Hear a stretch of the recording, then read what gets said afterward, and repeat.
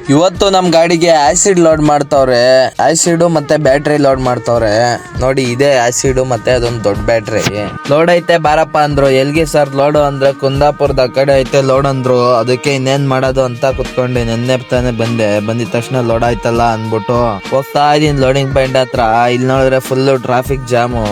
ಚಿಕ್ಕಬಾಣವಾರದ ಹತ್ರ ಲೋಡಿಂಗ್ ಇದಿದ್ದು ನಮ್ ಗಾಡಿಗೆ. ಫೈನಲಿ ಲೋಡಿಂಗ್ ಪಾಯಿಂಟ್ ಹತ್ರ ಬಂದ್ವಿ. ಈ ತರ ಲೋಡ್ ಮಾಡಿದ್ರು ನಮ್ ಗಾಡಿಗೆ. ಹೋಗಿದ ತಕ್ಷಣ ಏನೋ ಲೋಡ್ ಮಾಡಿದ್ರು. ಬಿಲ್ ಬರಕ್ಕೆ ಒಂದ್ ಸ್ವಲ್ಪ ಲೇಟ್ ಆಯ್ತು. ಅದೆಲ್ಲ ಮುಗಿಸ್ಕೊಂಡು ನಾನು ಇಲ್ಲಿಂದ ಹೊರಡೋ ಅಷ್ಟೊತ್ತಿಗೆ 11 ಗಂಟೆ 12 ಗಂಟೆ ಆಯ್ತು. ಬೆಳ್ಳೂರ್ ಕ್ರಾಸ್ ಹತ್ರ ಬಂದೆ. ಹೆವಿ ನಿದ್ದೆ ಬರ್ತಿತ್ತು.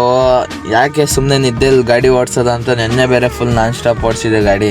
ಅದಕ್ಕೆ ಬೆಳ್ಳೂರ್ ಕ್ರಾಸ್ ಹತ್ರ ಸೈಡ್ ಹಾಕ್ಬಿಟ್ಟು ಒಂದ್ ಸ್ವಲ್ಪ ಹೊತ್ತು ಮಲ್ಕೊಂಡೆ. 3 ಗಂಟೆಗೆ ಎದ್ದೋಗೋಣ ಅಂತ ಅಲಾರಾಮ್ ಇಕ್ಕಿದ್ರೆ ಅಲಾರಾಮೇ ಬಂದಿಲ್ಲ. 1 ಗಂಟೆಗೆ ಮಲಿಕೊಂಡು 3 ಗಂಟೆಗೆ ಎದ್ದೋಗೋಣ ಅಂತ ಪ್ಲಾನ್ ಮಾಡ್ಕೊಂಡಿದ್ದೆ ಬೆಳ್ಳೂರ್ ಕ್ರಾಸ್ ಹತ್ರ. ನೋಡ್ರೆ ನಾನು ಎದ್ದೋಳೋ ಅಷ್ಟೊತ್ತಿಗೆ 6 ಗಂಟೆ ಆಗಿತ್ತು. ಟೋಲ್ ಅವ್ರು ಬಂದು ಎಬ್ಬರ್ಸಿಲ್ಲ ಅಂದ್ರೆ ನಾನು ಇನ್ನೂ ಒಂದ್ ಸ್ವಲ್ಪ ಮಲ್ಕೊಂಡ್ಬಿಡ್ತಿದ್ದೆ. ಅಲ್ಲಿಂದ ಸೀದಾ ಬಂದಿದೆ ಆಗುಂಬೆ ಘಾಟ್ ಸೆಕ್ಷನ್ ಹತ್ರ. ಆಗುಂಬೆ ಘಾಟ್ ಸೆಕ್ಷನ್ ಎಲ್ಲ ಇಳಿಸ್ಕೊಂಡು ಇನ್ನೊಂದ್ 80 ಕಿಲೋಮೀಟರ್ ಐತಿ ಇಲ್ಲಿಂದ ಲೊಕೇಶನ್ ಅನ್ಲೋಡಿಂಗ್. ಫೈನಲ್ ಆಗಿ ಅನ್ಲೋಡಿಂಗ್ ಲೊಕೇಶನ್ ಹತ್ರ ಬಂದ್ವಿ. ಇದೇ ಅನ್ಲೋಡಿಂಗ್ ಲೊಕೇಶನ್. ಇಲ್ಲಿಗೆ ಬರಕ್ಕೆ ಎಷ್ಟು ಕಷ್ಟ ಆಯ್ತು ಗೊತ್ತಾವ. ಈ ಬಿಸಿಲಲ್ಲಿ ಗಾಡಿ ಓಡಿಸ್ಬೇಕಂದ್ರೆ ತಮಾಷೆ ಅಲ್ಲ.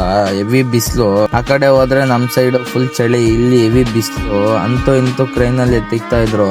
ಆಸಿಡ್ ಎಲ್ಲ ಇಳಿಸ್ಕೊಂಡ್ರು. ಫಸ್ಟ್ ಆಸಿಡ್ ಎಲ್ಲ ಇಳಿಸ್ಕೊಂಡ್ಬಿಟ್ಟು ಆಮೇಲೆ ಇದನ್ನ ಕ್ರೇನ್ ಅಲ್ಲಿ ಎತ್ತಿಕ್ಕಿದ್ರು. ಓಕೆ ಫ್ರೆಂಡ್ಸ್, ಇವತ್ತಿನ ವಿಡಿಯೋ ಈ ವಿಡಿಯೋ ಇಷ್ಟ ಆಗಿರೋ ಲೈಕ್ ಮಾಡಿ. ತುಂಬಾ ಇಷ್ಟ ಆಗಿದ್ರೆ ಒಂದು ಫಾಲೋ ಮಾಡ್ಕೊಳ್ಳಿ. ಸಿಗೋಣ ಮುಂದಿನ ವಿಡಿಯೋದಲ್ಲಿ.